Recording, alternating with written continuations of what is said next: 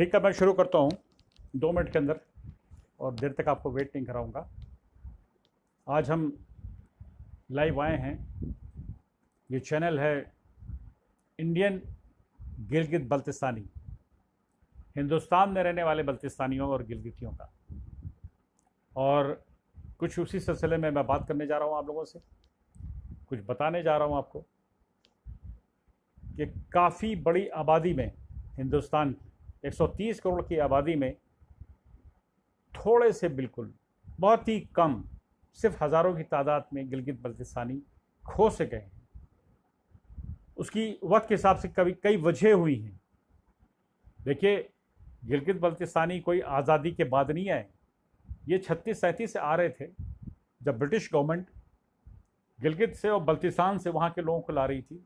उत्तराखंड में खास करके आए हैं ये, और आपके हिमाचल में आए। उस ज़माने में हिमाचल प्रदेश ही था, लेकिन उस एरिया में आए हैं रोड कंस्ट्रक्शन, हिल कटिंग का काम करने के लिए, जो इनका स्पेशलाइजेशन था।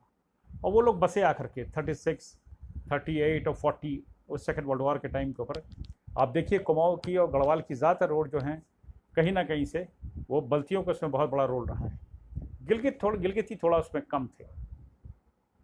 गिलगितियों के साथ थोड़ा सा मैं ये आपको हिस्टोरिकल बैकग्राउंड भी बताना चाहूँगा। वो ये है कि जब गिलगित बल्तिस्तान के ऊपर मेजर ब्राउन ने हमला किया और उसने एक तरह से म्यूटनी करी थी। वो म्यूटनी ये थी, राजा हरी सिंह और इंडियन फोर्सेस का वो मेजर था, उसको भेजा गया था गिलगित एजेंसी को चलाने के लिए।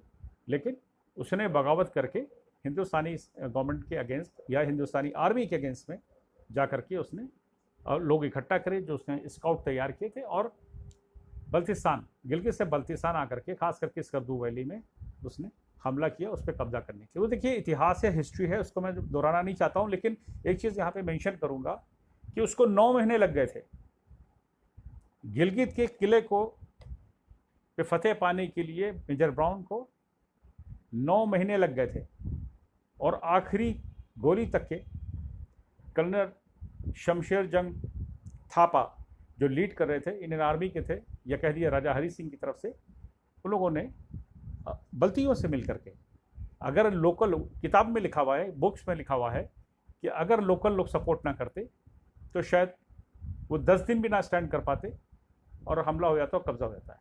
लेकिन बल्तिस्तानी, मुझे नहीं पता कि हिस्ट्री में कहाँ, किस मुल्क में क्या पढ़ाया जाता है, क्या बताया जाता है, लेकिन जो सच्चाई है, जो विटनेसेस है, वो ये बताती हैं कि बल्तियों ने लोहा लिया था गिलगितियों से, बाकायदगी के साथ उनको रोका था वैली के अंदर दाखिल होने के लिए, और वो 9 महीने तक के होल्ड करके रखा था पोजीशन को।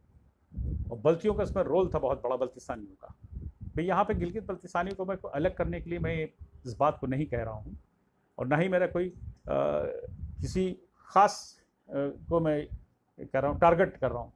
मैं सिर्फ बल्तिस्तानियों की बात करना चाहता हूँ।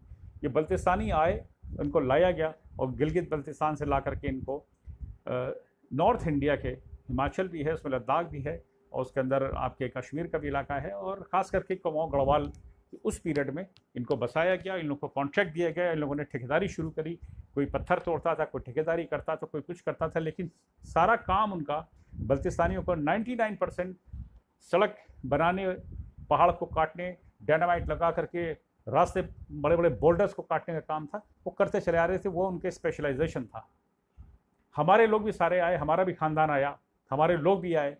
आज़ादी तो बहुत बात की बात है, 47 के, वो पहले से आ चुके थे सब, और काफ़ी बड़ी तादाद में थे। यही नैनीताल की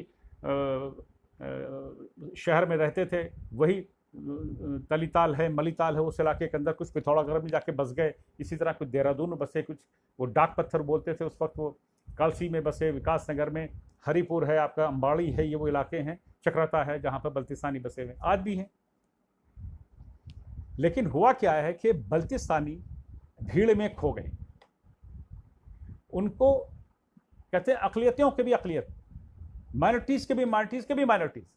भाई, यहाँ पर कोई ज़ात की बात नहीं करने जा रहा हूँ, बल्तिस्तानी कौम की बात करने जा रहा हूँ। बल्तिस्तानी एक जो हमारी बिरादरी है, मैं उसकी बात कर रहा हूँ। हिंदुस्तान के अंदर इन्होंने वफादारी पहले भी दिखाई थी और हमेशा वफादार रहे, और आज भी हमारे बल्तिस्तान जिस शहर में जहाँ बसे में हैं, अभी हमने जब प्रोग्राम किया था देहरादून, काफ़ी तादाद में बल्तिस्तान आए थे। हम बताना चाहते भारत के लोगों को, यहाँ के लोगों को, सब लोगों को कि भाई हमारी भी कोई हमारा भी कोई वजूद है, हम भी हैं। मैंने अभी कहा ना कि मुसलमानों की भीड़ में हम भी शामिल हो गए, ऐसे थे, रख लिए गए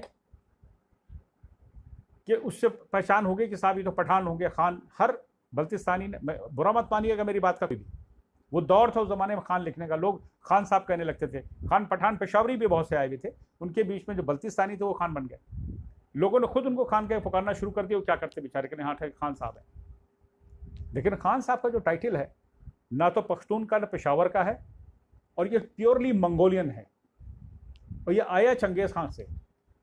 पख्तूनवा के अंदर खान लिखने का रिवाज आया बाद में, ये पुराना है, एंशिएंट टाइम का खान लिखने का।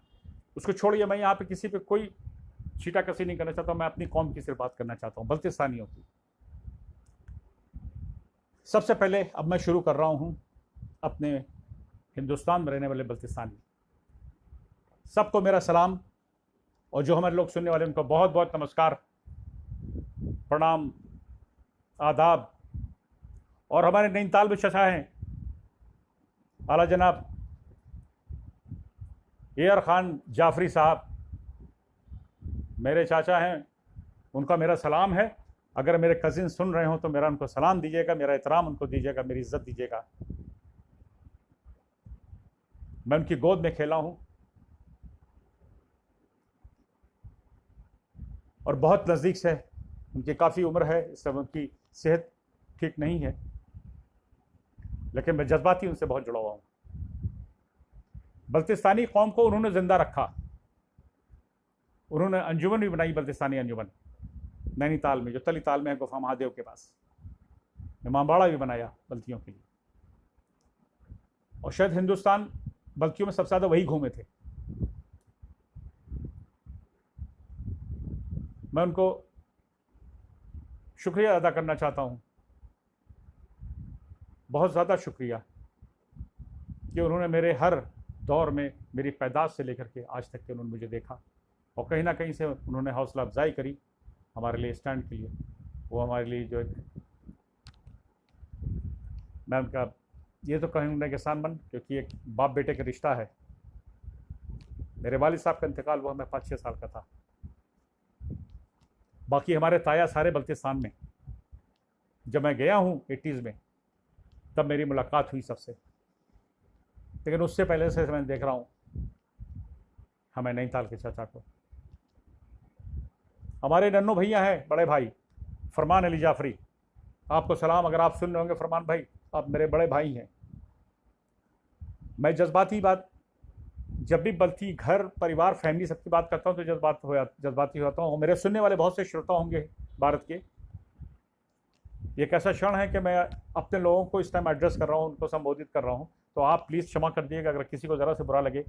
ये वो रिश्ते हैं जिसको मैं दिल खोल करके बात करना चाह रहा हूँ अपनी बल्तियों से, और शायद पहली बार ऐसा हो रहा है कि मैं अपनी बल्तियों से खुल के बात करना चाह रहा हूँ, हिंदुस्तान में बसे उन बल्तियों से जो उन्होंने बहुत ठोकरें खाई, बहुत पत्थर तोड़े हैं, बहुत मुसीबतें उठाई हैं। बहुत सारे नाम हैं, उसके अंदर मैं नाम नहीं लेना चाहूँगा। हमारे कालसी गेट के, हमारे अंबाड़ी के, हमारे विकास नगर के, चक्रौता के लोग, हरीपुर के लोग, उन सबको मेरा सलाम, और वहाँ के रहने वाले सभी लोगों को मेरा नमस्कार। सफदर वकील साहब, आपको मेरा सलाम, आपने भी बहुत हमारा साथ दिया है। आप किसी पार्टी में रहें उससे कोई फ़र्क हमें नहीं पड़ता, लेकिन बल्तिस्तानियों के लिए आप खड़े होते हो, ये सबसे बड़ी बात है, बहुत बड़ा जज्बा है, इसलिए मैं शुक्रगुजार हूँ, सलाम भी करता हूँ। मुझसे आप उम्र बहुत छोटे हो, रिश्ते से मेरे बहनों ही होते हो।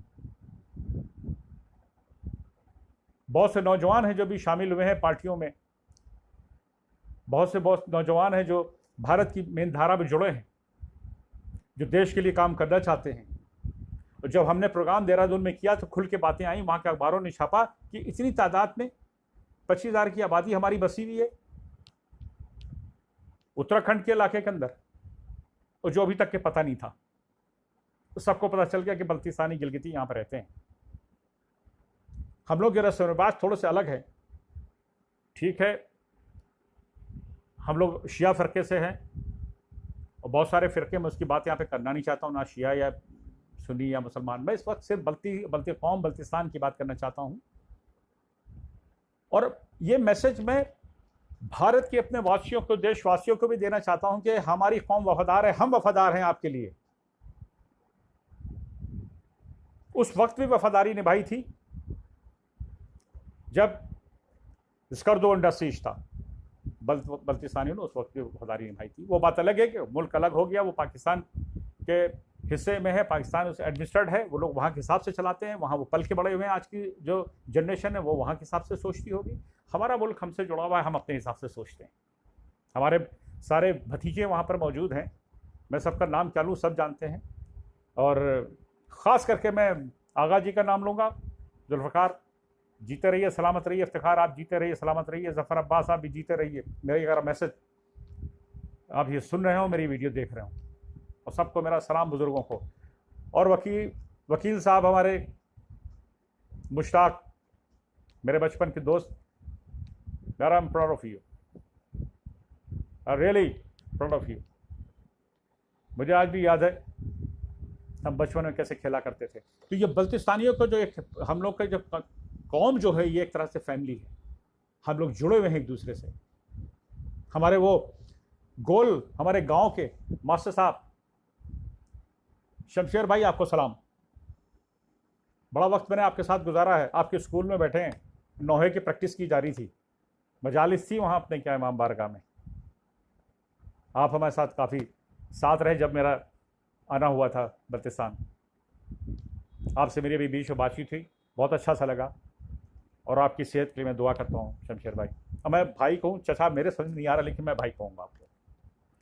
हिंदुस्तान के हमारे सुनने वाले देशवासियों को एक बात को मैं कहना चाहूँगा कि हम पत्थर से लड़ने वाले, पत्थर से पैदा होने वाली कौम हैं। हम इस मुल्क के वफादार हैं। हमको उस भीड़ से अलग करिए जिस भीड़ में हम खो जाते हैं। हम अक़लियतों की अक़लियत हैं। मैं सरकार से भी इल्तिजा करता हूँ।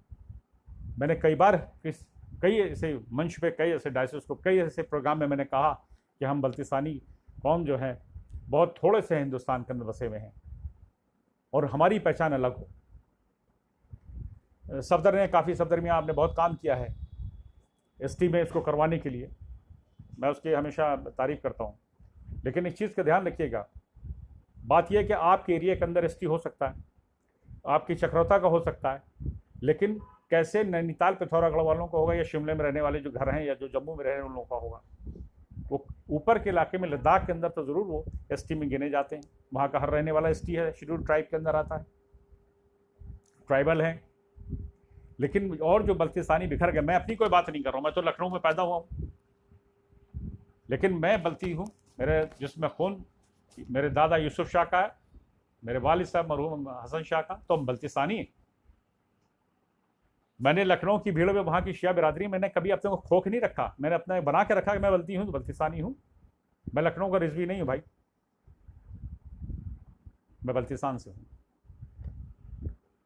लेकिन हम चाहते हैं, सरकार से इल्तिजा भी करते हैं, मेरी वीडियो को सुना भी जाएगा, देखा भी जाएगा, कि भाई हमको अलग से एक दर्जा दे दीजिए।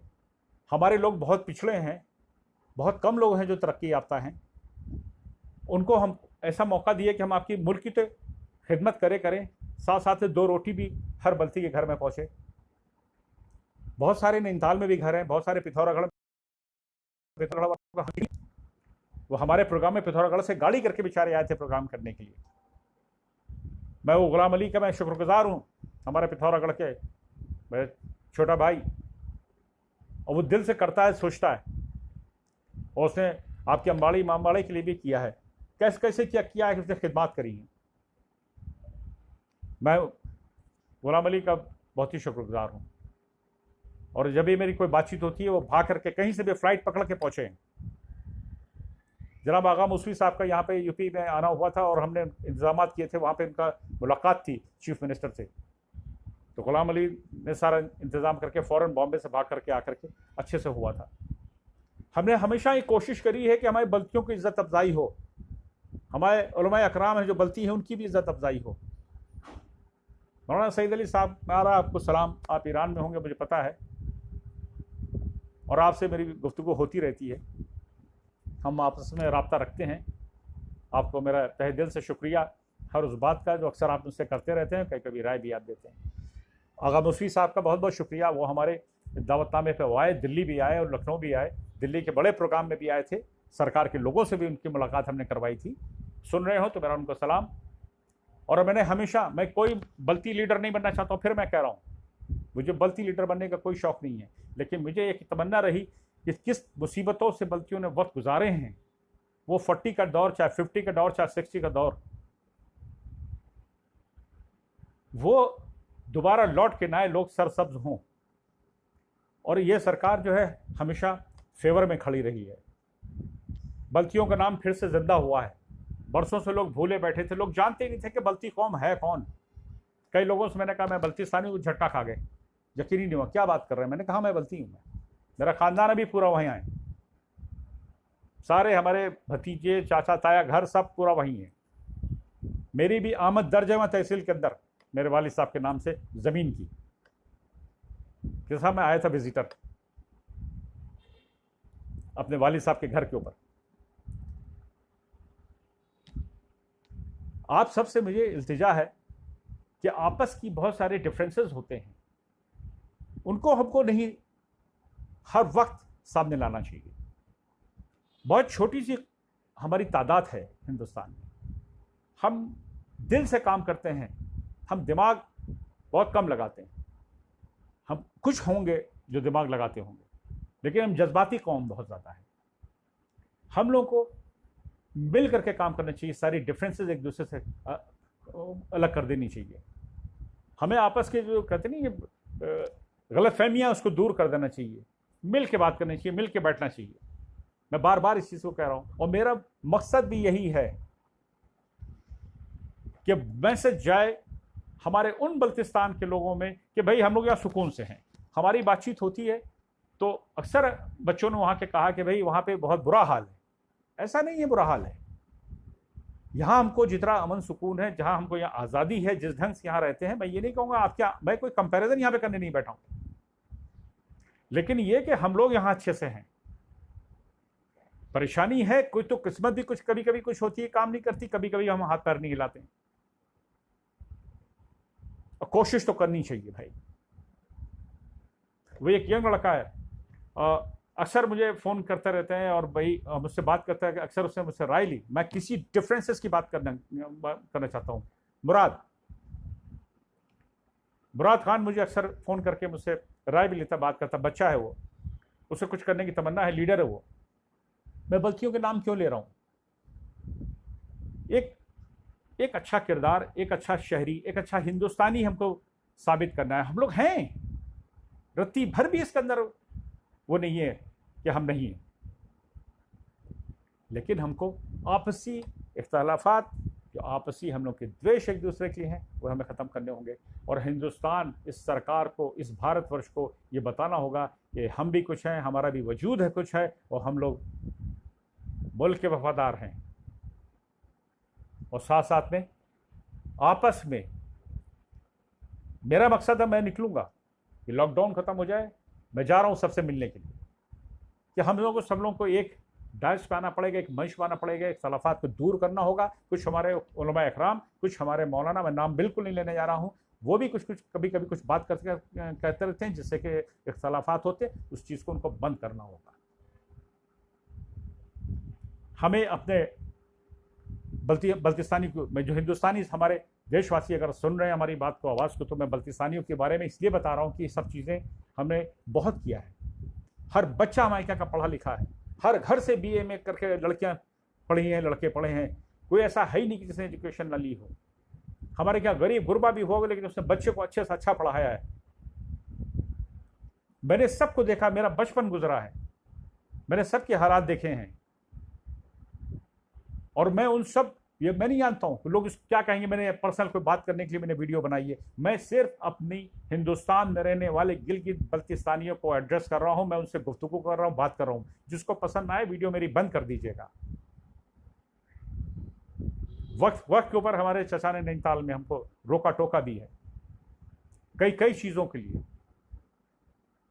हाँ, ऐसा नहीं हुआ कि रत्ती भर भी हम दूर होने के बावजूद हिंदुस्तान के बाहर कहीं भी हो कि हमारे दिल में हमेशा रहे हैं। मैंने बताया ना कि हमारे मरहूम वालिद साहब की जगह उन्होंने पूरी तरह से निभाई। फरमान ने, नन्नू भैया ने हमको बड़े भाई का हमेशा एक हमारे ऊपर हाथ रखा है। और मैं नाम सबके ले रहा हूं।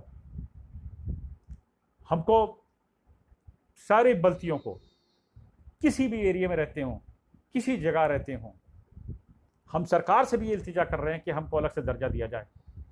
हम वो लोग हैं जिन्होंने पहाड़ काट काट करके सड़कें बनाई हैं, चाहे वो ब्रिटिश के टाइम हो चाहे आज का दौर हो। आज के दौर में हम लोगों ने बहुत मेहनत करी।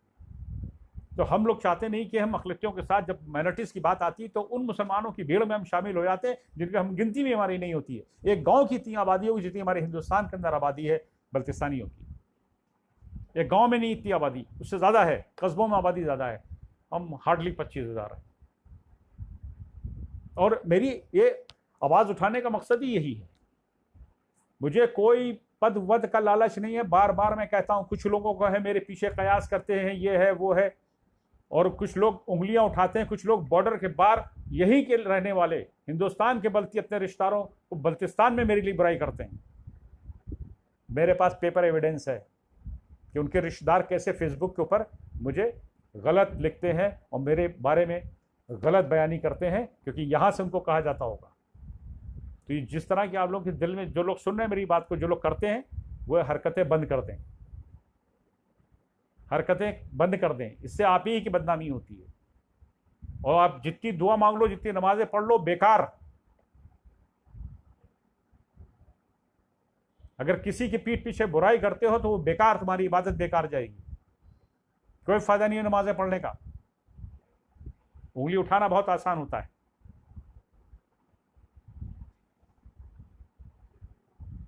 मतलब जितना भारत सरकार मेरे बारे में जानती है, आप उससे ज्यादा जानते हो। कितने दिन रहे हो हमारे साथ, कितना वक्त हमारे साथ गुजारा है, और उसके बाद मैंने क्या किया है, भारत सरकार ज्यादा जानती है या आप जानते हो? तो लिहाजा मेरी आपसे रिक्वेस्ट है कि जो साहब, जो लोग हैं, जो एक ही दो लोग हैं, वो सब बुराई बुराई करना मेरी बंद कर दें। क्योंकि उधर जो उस पार बैठे हैं वो बेवकूफ़ हैं। वो आपका नाम लेके मुझको लिखते हैं कि मैं फलाने का भतीजा हूं, और जो सुन रहे होंगे मेरी बात को सुन चुके होंगे। बुराई करना बंद कर दें। मेरी सेहत पे कोई फर्क नहीं पड़ने वाला नहीं। मैं तो बल्तिस्तानी हूं, वॉरियर। हम तो जंग में उतरे, जंग में उतरे लड़ने के लिए नहीं, जंग में उतरे अपने लोगों को राय रास पिला करके एक अच्छा सा मर्तबा दिलाने के लिए, इस मुल्क के अंदर एक अच्छी सी पोजीशन देने के लिए कि हम बल्तिस्तानी कौम जो है, हम इस मुल्क के वफादार हैं, वॉरियर हैं, हम कोई भी काम कर सकते हैं। भाई हमारे पर भरोसा कीजिए, हमें वो हक दीजिए जो और भी अक़लियतों को मिला हुआ है, जिनको हमको हमारे तक मदद पहुंच नहीं पाती। हमारे यहाँ भी गरीब लोग हैं, हमारे यहाँ भी वो लोग हैं जिनके घर में रोटी हमको पहुंचानी है। हर चीज को पॉलिटिक्स से मत जोड़िए आप लोग। मुझे कोई बल्तियों का लीडर नहीं बनना है। मैं अकेला हूं, मैं अकेले कुछ भी करता रहता हूं। अल्लाह ने 2 रोटी दी खाने के लिए, लेकिन मैं बल्तियों की बात करूंगा करूंगा करूंगा। और जिसको बुरा लगता है उसको बुरा लगे, वो घर में खुश रहे। मैं चाहता हूं मेरी कौम की अपलिफ्टमेंट हो, ऊपर उठकर आए, हमारी पहचान अलग हो। आज गिलगित बल्तिस्तान कितना नाम हो रहा है, हम भूल जाते हैं कि हमारी नस्लें कहां से आई हुई, हम लोग कहां के हैं। मैं लखनऊ में रह करके पल के बड़ा हुआ हूं। लखनऊ के मेरे दोस्त हैं, मेरा बचपन गुजरा है, कुछ बचपन हमारा नैनीताल में भी गुजरा, चचा किया। जब भी गर्मी छुट्टी आई, हम काम पे भी चचा के साथ चले गए, काम पे भेज दिए गए। मुश्ताक याद होगा यार, हमें खरना भेज दिया चचा ने, कभी गर्म पानी ठेके चलते थे, हम चले आते थे साथ में। लेकिन मेरी वालदा मरहुआ ने, उन्होंने कभी भी हमको बल्ती से लग नहीं हटने दिया। वो नॉन बल्तिस्तानी थी, लखनऊ थी, लेकिन उन्होंने हमेशा कहा कि तुम बल्तिस्तानी हो, तुम्हारी रगों में खून बल्तियों का है। लखनऊ के अंदर रह कर भी उन्होंने मुझको बल्ती बना कर रखा। इसीलिए मैं शुक्रिया अदा करता हूं अपनी अहलिया का, उन्होंने भी बल्ती बना के रखा कि भाई बल्ती हो आप। बहुत जोर से सब लोगों ने शिकायत की थी, और किसी ने, मैंने अभी वीडियो बनाई थी बल्तिस्तान के सफ़र की, और उसने मुझे उल्टा सीधा लिखा कि यहाँ तो हम पैदा हुए, हमने तो कोई मंदिर नहीं, वहाँ तो गुरुद्वारा भी है। मेरे पास जो मैं बात करता हूँ डॉक्यूमेंट्री बात करता हूँ। 3 मंदिर, एक मंदिर बचा हुआ है और वो भी मुसलमानों ने बचाया हुआ है, शारदा पीठ का, वो बचा हुआ है। और बताते हैं, और उन लड़के कल के पैदा, उनको पता नहीं, इतिहास हिस्ट्री पढ़ी नहीं, वो जो उनको वहां पढ़ा दी कि वो जानते हैं। ये कैसे हो सकता था कि वहां सारे सब मुसलमान थे, वहां पे हिंदू नहीं थे, वहां पे सिख नहीं थे, स्कर्दू के अंदर गिलगित में नहीं थे, थे, रिकॉर्डेड है ये तो, हमारे पास तो नाम है। तो इस तरह की बातें ना करें। इस तरह की आप अगर बल्तिस्तानी वहां की बात करते हो तो हमारे यहां बल्तिस्तानियों पर असर पड़ता बुरा। जो हिंदुस्तान में रहते हैं, हम लोग हिंदुओं के बीच में रहते हैं, इतना ही एहतराम करते हैं उनके मजहब का। एक बल्ती से शिकायत नहीं मिलेगी कि किसी ने भी यहाँ किसी शान में कहा हो या गलत बात कर दी हो, किसी हमारे किसी हिंदुस्तानी बल्ती ने करी हो, किसी मजहब पे या किसी मंदिर पे या किसी पे या गुरुद्वारे या किसी चर्च पे कभी नहीं सुनने को मिलेगा। किसी बल्ती ने आज तक जरा सा भी नहीं कहा होगा, कंधे से कंधा, शाना से शाना मिलाकर खड़े होते जाकर प्रोग्राम में। अभी मैंने देखे, काफ़ी वीडियो देखी, काफ़ी मैंने फोटोग्राफ देखे हैं कि हमारे जो देहरादून वाले हैं, वहाँ के अंबाड़ी कालसी वाले और कालसी गेट के लोग, लड़के, वो जाते हैं रामलीला में, मैंने देखा वो लोग वहाँ पे फोटोग्राफ देखे हैं, और उसके अंदर वो लोग बढ़ चढ़ के हिस्सा ले रहे हैं। हमारे मुल्क में नफरतें नहीं हैं, और मैं ये भी नहीं कह रहा हूं आपके आगे नफरतें, भाई आपको जैसा पढ़ाया जाएगा आप वही सोचोगे। मैं यहां पे कुछ करने जा रहा हूं। पाकिस्तान के अंदर अब्दुल्ला बिन कासिम को हीरो बना के रखा, जबकि अब्दुल्ला बिन कासिम जो पीछा करता आया था इमाम हसन अलैहिस्सलाम के बच्चों का, उनकी फैमिली का, वो माविया का सेनापति था, माविया का वो सिपासरार था।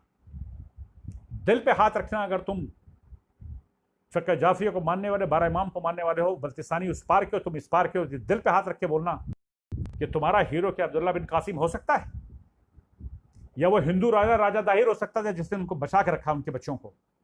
अब आप उसकी भी इतिहास बदल दीजिए। पाकिस्तान गवर्नमेंट ने उसको हीरो बना के रखा हुआ है। मैं यहाँ पे फिर वही कर रहा हूँ, मैं पॉलिटिक्स की बात नहीं कर रहा हूँ, बस समझिए, दिमाग का इस्तेमाल करिए। मैं किसी को सरमन देने नहीं आया हूँ, किसी को ज्ञान नहीं देना चाहता हूँ। हर बल्ती समझदार है, हर बर्ती ज्ञानी है, हर अपना कुछ ना कुछ करता रहता है। मैं नहीं कहूँगा कोई हमारी जाहिल कौम है, नहीं, बिल्कुल नहीं। सबके अकल है, सब दानिशमंद है, सब पढ़े लिखे हैं, सबको सब समझ में आता है। हाँ, बस ये ठीक है, हम इस मुल्क के हैं, वो अपने आप मुल्क के अंदर है, लेकिन हाँ, मैं कोई स्टेटमेंट दे रहा हूँ तो कहीं ना कहीं से जुड़ा होगा, कोई ना कुछ एविडेंस होगा। बिना एविडेंस के मैं कोई बात नहीं करता हूँ। बैठा लें, मुझसे गुफ्तगू कर लें। मुझे बाहर से कुछ, अमेरिका से कुछ कंट्री से कुछ लोगों ने मेरे वीडियो पर मुझे कमेंट किया, मुझे कॉल करके बात करी, तो मैंने उनको बताया कि मैं जब गया था, मैं खाना खा के सोने के लिए नहीं गया था, बल्तिस्तान में घूमा हूँ, मेरे रिश्तेदारों के यहाँ गया हूँ। मेरे तायाजाद भाई, बड़े मेरे मरहूम सैयद सज्जाद हुसैन मुसफ़ी, उन्होंने मुझे उंगली पकड़ के पूरा एक एक जगह दिखाया। तब हमारे जुल्फ़िकार इफ्तिखारी बच्चे छोटे छोटे से थे, बिल्कुल छोटे छोटे से थे। एक एक जगह उन्होंने जाके हमको मिलाया। हमारे बहनों ही आते थे, हम उनके यहाँ गए, एक एक जगह मैंने सीखा, मैंने सुना, मैंने वहाँ की सुनी, हालात सुने, बुजुर्गों ने मुझे बताई। हमारे टाइम पास करने नहीं गए थे, हम जानना चाहते थे बल्ती कौम को, हम जानना चाहते कि अलग होने के बाद हुआ क्या, कैसे हुआ। हाँ, एक साहब ने कहा कि आपके वालिद, हाँ, एक मैं जवाब दूंगा, ये मेरी वीडियो जरूर सुनना, खास करके स्कर्दू के किसी ने मुझको लिखा है, बहुत ही उल्टा सीधा लिखा है कि वालिद साहब, मेरे वालिद साहब का इंतकाल हुआ था, मैं 5 साल का था, मैं क्या कर सकता था। जिसने लिखा है कि वालिद का मैंने ख्याल नहीं किया, मैं 5 साल का था और ये सरदें खिंच गई थी, और आपको शर्म आनी चाहिए इस तरह की बात करते हुए। किसी ने कमेंट किया था कि मैंने अपने वालिद का ख्याल नहीं किया, मैं 5 साल का बच्चा था। एक यतीम से उम्मीद क्या करते हो जब सरदों के बीच में बांट करके रख दिया गया।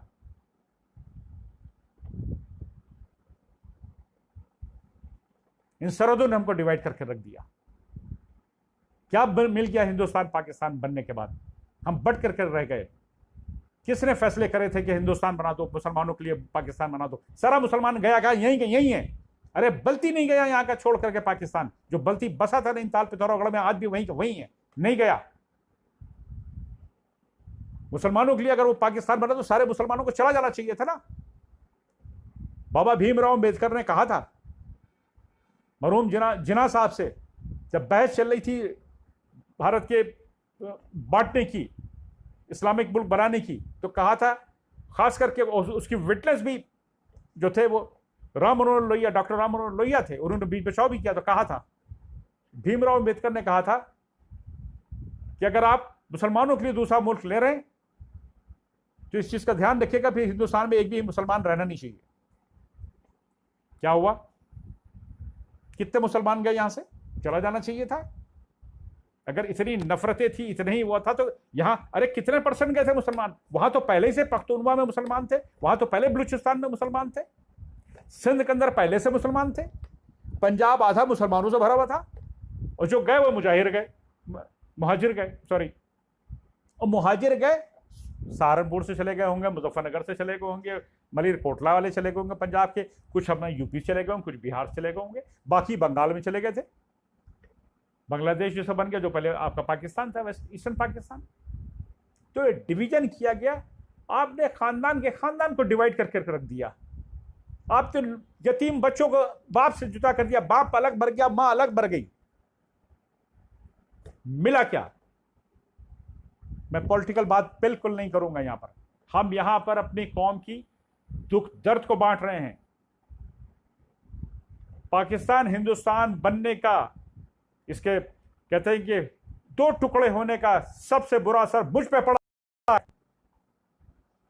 मेरी मां पाल पोस के मुझे बड़ा किया, छोटा सा, मेरे बाप की शक्ल धुंधली सी याद है मुझको। मैं बार बार नाम ले रहा हूं चाचा यार खान जाफरी साहब का, बार बार नाम उनका ले रहा हूं। बाप का रोल निभाया मेरी जिंदगी में उन्होंने।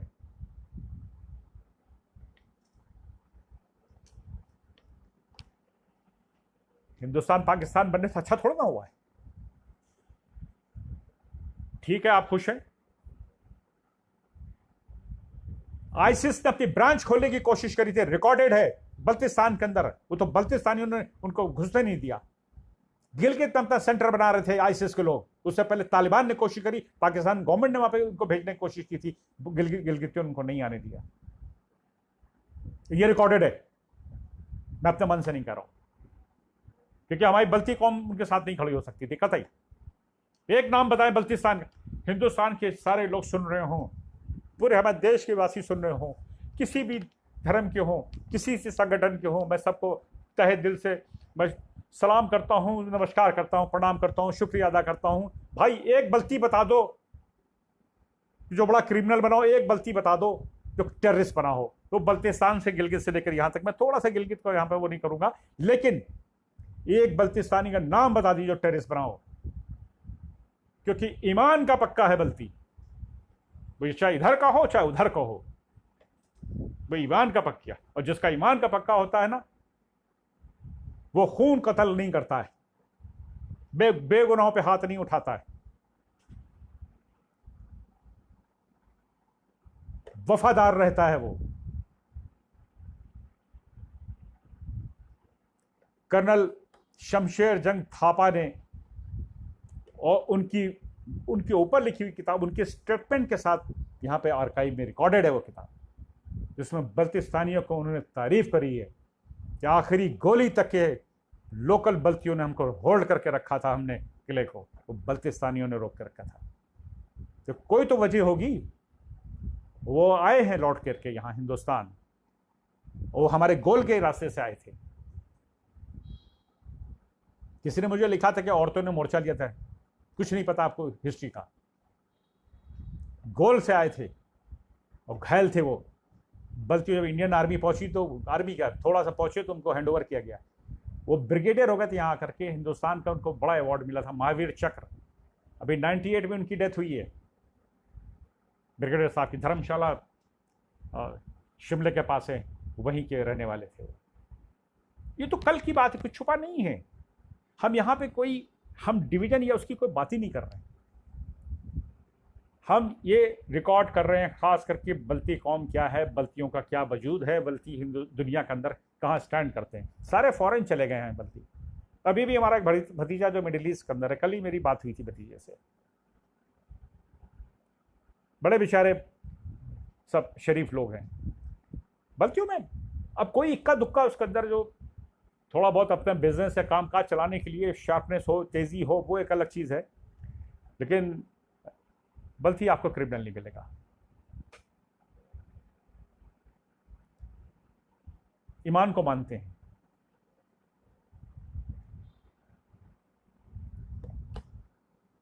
मैं खास करके कुछ लोगों का नाम लेना चाहूंगा और उनको जो मैंने देखा है मैं सलाम करना चाहूंगा। रजा, अगर तो मेरी बात सुन रहे हो, रजा नैनीताल, मैं आज तक के तुम्हारी वालदा मरूमा मुझे आज तक याद है, टावरिंग हाइट उनकी। आज भी मैं एहतराम करता हूं उस शख्सियत का कि तुमको बल्ती बना कर रखा है, इसके आगे मैं कुछ नहीं कहूंगा। मेरा उनको सलाम है। मेरे वालदा रमजानी, मैंने तुमको छुरियों को मातम करते देखा है। हमने वो जुलूस देखा है बल्तियों को, जैसे मोहर निकलता है हमारे मोटा पानी से। दिल देख के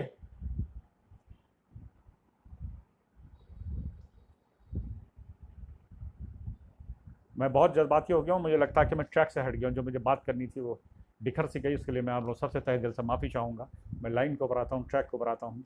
बहुत से हमारे गांव हैं जो नुब्रा साइड में हैं, तुर्तुक के अंदर हैं, बल्तिस्तानी हैं, और वो खास करके हैं जो इस 71 के वॉर में इधर आ गए थे कुछ गांव। कुछ लोग वहाँ के भी हैं और वो हिंदुस्तान से जुड़े हैं। और हमको हर जगह मज़ेदार बात है कि हम बल्तिस्तानी कहीं कहीं जाके अपने को बल्ती बताते शर्माते। हमको अपना बदलना पड़ेगा। हमें सीना चौड़ा करके कहना पड़ेगा हम बल्तिस्तानी, हमारा भी वजूद है।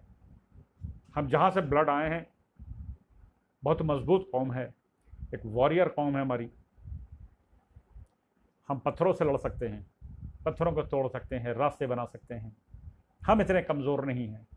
लेकिन इस मुल्क से हमारी इल्तिजा है, इस मुल्क से, भारत से और हमारे इस देश के माननीय प्रधानमंत्री श्री मोदी जी से खास करके है कि बच्चियों का खास ख्याल रखिए। हम लोग बहुत छोटे थोड़े से हैं और बहुत ही अक़लियत हैं, मुश्किल से 25 से 30 हज़ार के बीच में हैं।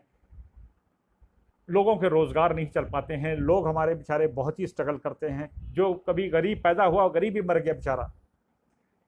हम जो भी मेरी आवाज़ सुन रहे हैं, हमारी मदद करें। हम शाना बशाना मिला करके हम आपके साथ खड़े हैं, मुल्क के वफादार हैं। हमें रत्ती भर किसी से शिकायत नहीं है।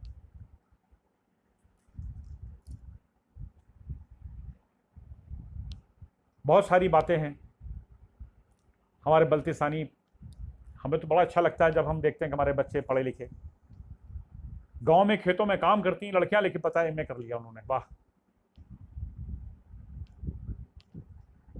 पढ़ी लिखी कौम कभी रुसवा नहीं होती है। बच्चों को पढ़ाइए, अच्छी तरबियत दीजिए, सेहत का ख्याल रखिए। ख़ास करके बच्चों की तरबियत के अंदर सब कुछ आ गया है। उनके अंदर एक नेशनल कैरेक्टर डालिए, उनके अंदर एक राष्ट्रवाद डालिए कि उनको ये मालूम है बल्ती हम कौन से हैं, ब्लड लाइन हमारी बल्ती है, लेकिन हिंदुस्तान के हैं तो हम हिंदुस्तानी हैं। और अपना दुख दर्द आपस में बांटिए, इख्तलाफात हों उसको दूर करिए, आपस में बैठ करके मामलों को हल करिए। ज़रूरी नहीं है कि हर हल मैं एक बयान देने जा रहा हूं, मैं 30 सेकंड का बयान दूंगा। मैंने देखा एक वक्त तक मैं जब पढ़ाई वढ़ाई कर रहा था, मेरा वक्त नैनीताल में बहुत गुजरता था अपने भाइयों के साथ, कजिन्स के साथ, सबके साथ। मौलाना को टोकते हुए देखा हमने, चचा यार खान जाफरी साहब को, हमारे चचा को मैंने टोकते हुए देखा, भाई आप गलत कर रहे हो। वरना यहां पर क्या है कि मौलाना गलत बता रहा तो हम वाह वाह कर रहे होते हैं। मजालिस के अंदर भी गलत पढ़ रहा होता है तो वो आवा कर रहे होते हैं। कई चीज़ें मज़हब की ऐसी चीज़ें हैं, रिलीजियस हैं, हम लोग शिया हैं, 12 इमाम को मानने वाले हैं, फ़िक़्ह जाफ़री को मानने वाले हैं, तो गलत बयानी करते रहते हैं, हम उनको सुना करते हैं, वो आवा करते रहते हैं। मैंने उनको देखा टोकते, उनका मेंबर से उतारो उसको भाई। ये जज्बा होना चाहिए। क्योंकि हमने देखा कई जगह जहाँ मौलाना कमांड कर रहे हैं, हॉल कर रहे हैं। मौलाना आपका मजहब का रास्ता दिखा सकते हैं, मरने जीने का आपको बता सकते हैं, आपकी निकाह करा सकते हैं, आपके किसी का खुदा ना करे नमाज जनाजा पढ़ा सकते हैं, लेकिन करियर नहीं बना सकते हैं। आपका करियर आपको बनाना है, पढ़ाई लिखाई आपको करनी है। वो सोशली आपको फैसला आपका नहीं कर सकते हैं कि आप क्या करेंगे, आप क्या काम करेंगे, किस तरफ जाएंगे। वो फैसला मुसलमान होने के नाते मौलाना करेगा? नहीं नहीं नहीं नहीं, वो जहालत। तो फिर आप में पे वहाबियों में फ़र्क क्या रह जाएगा? वहाबियत तो यही है कि जो मौलाना साहब ने कह दिया भीड़ भागी चली जा रही है। बिल्कुल नहीं चलेगा ये, सख्ती के साथ। मौलाना काम है सिर्फ मज़हब का आप बताइए, दीन बताइए, ईमान बताइए बच्चों को, नफरत नहीं बताएंगे। उनको पढ़ाइए बच्चों को, उनको तरबियत अच्छी दीजिए। कोई इमाम बाड़ा, कोई मस्जिद है क्या मौलाना कमांड है? जी नहीं, ट्रस्ट देखेगा उसको। मौलाना की ड्यूटी सिर्फ नमाज पढ़ाने की है, इबादत करवाने की है, बच्चों को दीनी तालीम देनी है, उसकी है, उसके अलावा नहीं है। वो सोशली इंटरफेयर नहीं करेगा किसी के। अगर जो करता है वो गलत कर रहा है। ये वहाबियत के अंदर है कि दिमाग को कंट्रोल रखें। वो जो चाहेंगे मौलाना साहब वो होगा, वो नहीं चलेगा बिल्कुल भी।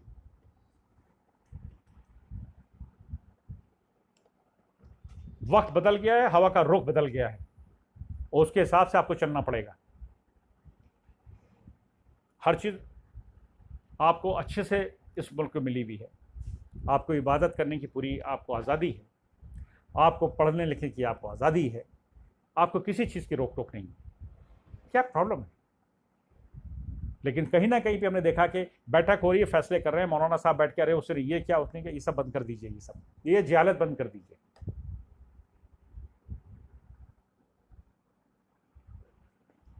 हमारे यहाँ बल्तियों में एक बड़ी अजीब बात है, हमें यहाँ किसी को लीडर नहीं माना जाता है, हर आदमी लीडर है। Very interesting. वो अकेला खुद लीडर है।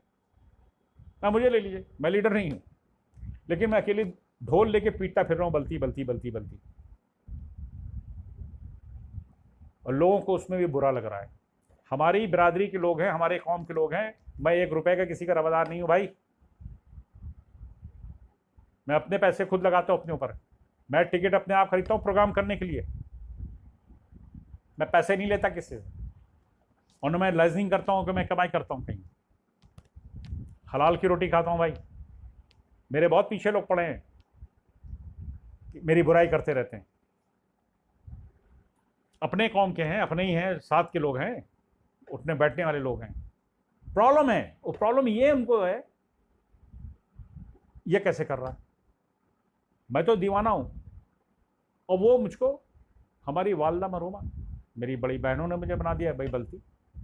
और दूसरा, मैं होकर आ गया तो मैंने अपनी आंख से देख लिया कि मैं कौन हूं। तो मैं लीडर तो मुझे बनना नहीं, लेकिन हाँ, आंख दिमाग कान सबके मैं खोलूंगा जरूर, और जिसने जो किया है मैं बोलूंगा जरूर। मैं इसीलिए मैंने नाम लिया, मुझे मेरी याददाश्त बहुत अच्छी है। मैं याददाश्त मेरी कहीं से, मेरे फोटो मेमोरी है, मुझे सब याद है, बचपन से लेकर यहां तक के आज तक के।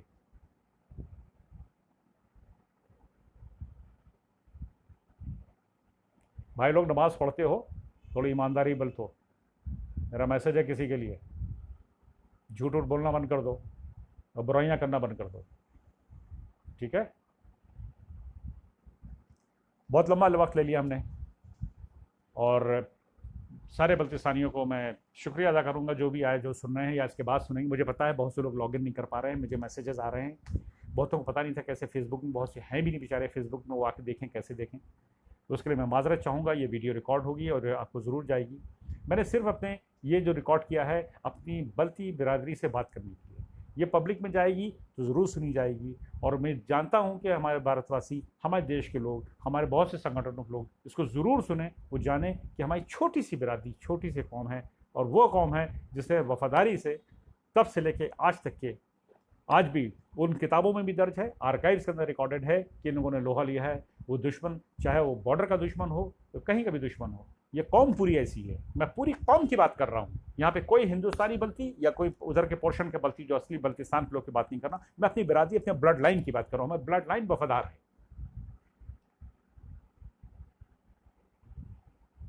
बहुत बहुत शुक्रिया आप लोगों का, और ख़ास करके हमारे नैनीताल वालों का, पिथौरागढ़ वालों का, कालसी गेट के लोगों का, अंबाड़ी के लोगों का, हरिपुर के लोगों का, विकास नगर के लोगों का, स्कर्दो में गोल के लोगों का, सबको मेरा सलाम, सबको मेरा एहतराम।